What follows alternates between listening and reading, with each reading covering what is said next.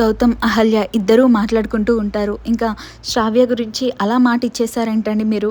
అయినా నందు గురించి తెలిసిందే కదా! నందు అసలు మనిషిలా కూడా చూడట్లేదు. అలాంటిది నందు పెళ్లి చేసుకుంటాడని అలా ఎలా మాట ఇచ్చారు మీరు అని చెప్పేసి ఇంకా అహల్యని గౌతమ్ అడుగుతూ ఉంటాడు. ఇంకా అహల్య అంటుంది, అయినా మన రాత మనం రాసేసుకున్నాం. వాళ్ళ గురించి కూడా ఆలోచించాలి కదా మనం. అయినా వాళ్ళ బాధ్యత మన మీదే ఉంది. అయినా మీరు నందు మీద కోపమే చూశారు. నేను శ్రావ్య కళ్ళలో నందు మీద ప్రేమ చూశాను. ఎంత ప్రేమించకుంటే తను అలా సూసైడ్ చేసుకోవడానికి కూడా వెనకాడకుండా ఉంటుంది.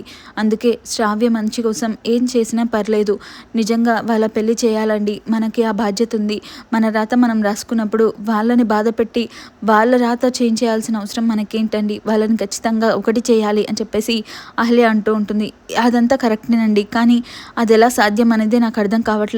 అంటే దేవుడు మనకేమో ఇలా రాశాడు, అలా కూడా దారి చూపిస్తాడేమో చూడాలి అని చెప్పేసి అహల్య అయితే అనుకుంటూ ఉంటుంది. ఇంతలో ఇంకా అహల్య వాళ్ళ అత్తయ్య ఇంకా గుడికి వెళ్తుంది. వెళ్ళి అలా దేవుడికి మొక్కుకుంటూ ఉంటుంది.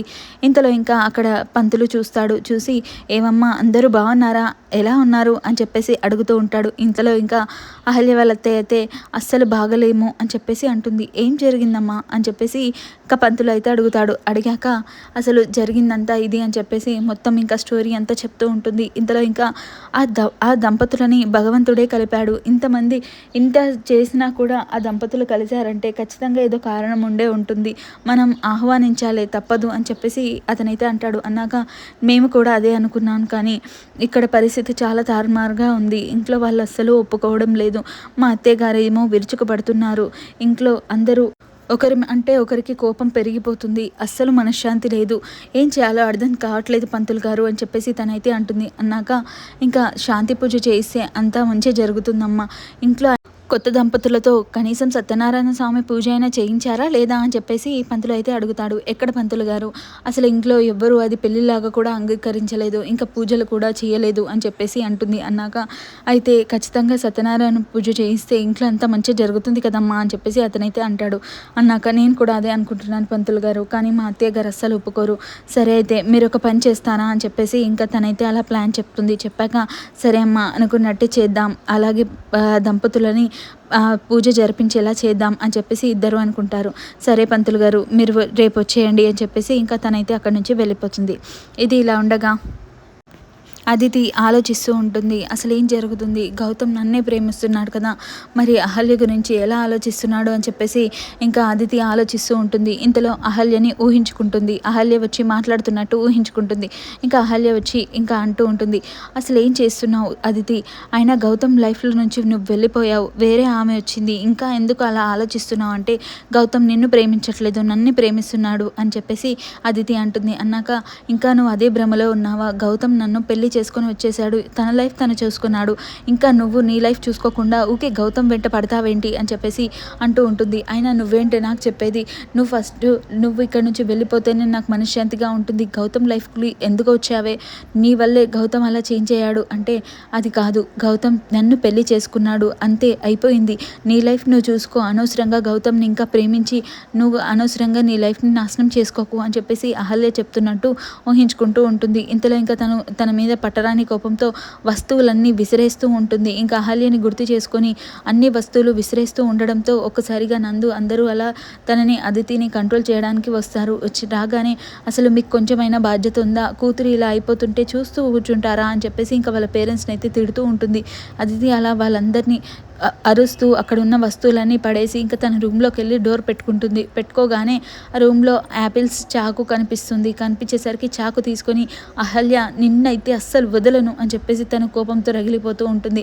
ఇది ఇలా ఉండగా అసలు ఏంటండి, ఏం జరుగుతుందండి, నా కూతుర్ని ఇలాంటి పరిస్థితుల్లో చూడాల్సి వస్తుందని నేను అస్సలు అనుకోలేదు అని చెప్పేసి ఇంకా అదితి వాళ్ళ అమ్మ బాధపడిపోతూ ఉంటుంది.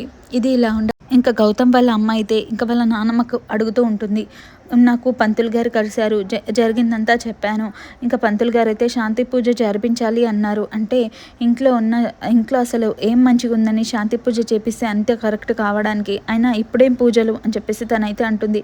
ఏవో పంతులు గారు చెప్పారు, ఏం పూజ నాకు కూడా తెలీదు, కానీ అంతా మంచి జరుగుతుంది పూజ చేస్తే అని చెప్పారు, చేయించిన అత్తయ్య గారు అని చెప్పేసి తనైతే అడుగుతుంది. అడిగాక ఏ పూజ అయినా చేయించు, కానీ ఇంట్లో పట్టిన గ్రహణం వదిలిపోవాలి, కావాలంటే చేతబడైనా సరే చేయించు అని చెప్పేసి తను అలా గట్టిగా కోపంగా అంటుంది. అన్నాక ఇంకా సరే అత్తయ్య గారు నేను పూజ జరిపించమంటారా అని చెప్తే, సరే ఇంత దాకా వచ్చాక ఇంకా ఎందుకు ఆగడం, సరే జరిపించండి అని చెప్పేసి అంటారు. అన్నాక ఇంకా తెల్లవారుతుంది. ఇంకా పూజకి అంతా సిద్ధం చేస్తూ ఉంటుంది.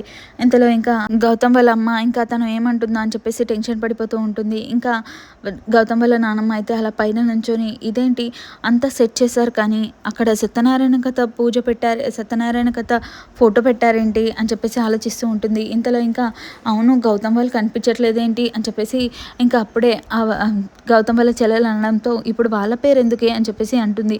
అన్నాక ఇంకా ఇంతలో పంతులు వస్తారు. రాగానే అమ్మయ్య పంతులు వచ్చారు, ఎలాగైనా సరే ఈ పూజ జరిపించండి అని చెప్పేసి తను సైగలలో చెప్తూ ఉంటుంది. ఇంకా పంతులు గారు కూడా నేను ఇప్పుడు పూజ ప్రారంభిస్తాను, పూజ పూర్తయ్యేలోపు 2 పూజలు ఖచ్చితంగా చేయాల్సి ఉంటుంది, ఏ పూజ కూడా మధ్యలో ఆపకూడదు, పూజ పూర్తయ్యేలోపు ఎవ్వరూ డిస్టర్బ్ చేయకూడదు అని చెప్పేసి పంతులు గారు అయితే చెప్తూ ఉంటారు. ఇంతలో ఇంకా అత్తయ్య గారు ఏమంటారు అని చెప్పేసి ఇంకా గౌతమ్ వాళ్ళ నాన్నమ్మని అడుగుతూ ఉండడంతో తను నేనేం చెప్తాను, ఆల్రెడీ ఇంత దాకా వచ్చింది కదా, సరే పూజ ప్రారంభించండి అని చెప్పేసి తనైతే అంటుంది. అన్నాక పంతులు గారు పూజ ప్రారంభించండి అని చెప్పేసి అంటుంది. అన్నాక ఇంతలో అహల్య అయితే టెన్షన్ పడిపోతూ ఉంటుంది. అత్తయ్య గారేమో పూజలో మీరే కూర్చోవాలి అని చెప్పి వెళ్ళారు, నాకేమో మీ నాన్నమ్మ వాళ్ళు ఏమంటారో అని టెన్షన్గా ఉందండి అని చెప్పేసి అహల్య అయితే గౌతమ్తో మాట్లాడుతూ ఉంటుంది. ఇంతలో ఇంకా పూజకి సిద్ధమవుతూ ఉంటుంది. ఇది ఇలా ఉండగా ఇంకా అదితి ఏమీ తినలేదు అని చెప్పేసి అదితి వాళ్ళ అమ్మ యామిని బాధపడిపోతూ ఉంటుంది. అదితి ఏమీ తినలేదండి, తనని చూస్తే